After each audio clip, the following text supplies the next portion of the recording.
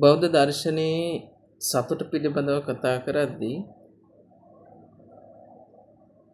දර්ශනය තුළ කතා කරන සතුට తాවකාලික වින්දනයක් විදිහට නෙවෙයි, ගැඹුරු අභ්‍යන්තර සාමයක්, ඒ වගේම හිතට දැනෙන තෘප්තියක් පිළිබඳව දර්ශනය තුළ කතා කරනවා.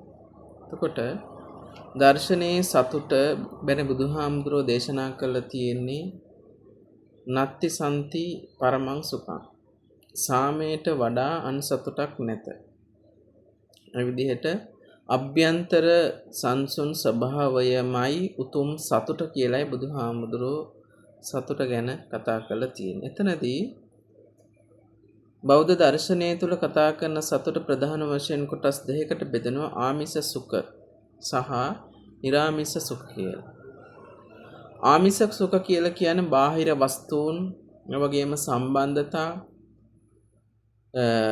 ඉන්ද්‍රයන්ගෙන් අපි ලබන sannivedana, ඒ මත රඳා පවතින සතුට. එතකොට මේ සතුට తాවකාලික සතුටක් විදිහටයි බුදුහාමුදුරෝ දේශනා කරලා තිබෙන්නේ. එතකොට නිරාමිෂ සතුට ගැන කතා කරද්දී ධාන, සමාධි වගේ ආගමික චර්යාවන් තුල යෙදීම නිසා, ඒ වගේම විවේකය, ආධ්‍යාත්මික සතුට, ආධ්‍යාත්මික සුවය, ඔය වගේ ආගමික මාර්ගයක ගමන් කිරීම නිසා ලැබෙන සතුට. ඔය විදිහට කොටස් දෙකක් බුදුහාමුදුරෝ සතුට ගැන කතා කරලා තිබෙනවා. ඒ වගේම තමයි මේ සතුටට බාධා කරන දේවල් විදිහට තණ්හාව, ද්වේෂය, මෝහය ආදී වශයෙන් කතා කරන ගිනි 12ක් අපේ හිත, ශරීරය දවන, නිතරම දවන ගිනි 12ක් ගැන බුදුහාමුදුරෝ කතා කරලා තිබෙන. එතකොට ඒ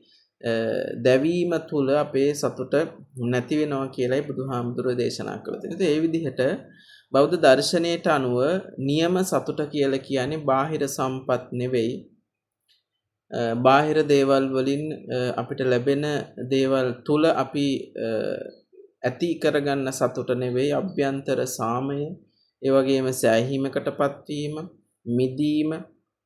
ওই විදිහට අපිට කාටවත් ඒක දෙන්න පුළුවන් කමක් නැහැ, ෂෙයා කරගන්න පුළුවන් කමක් නැහැ, වගේම කාටවත් පැහැර ගන්න පුළුවන් කමක් නැහැ.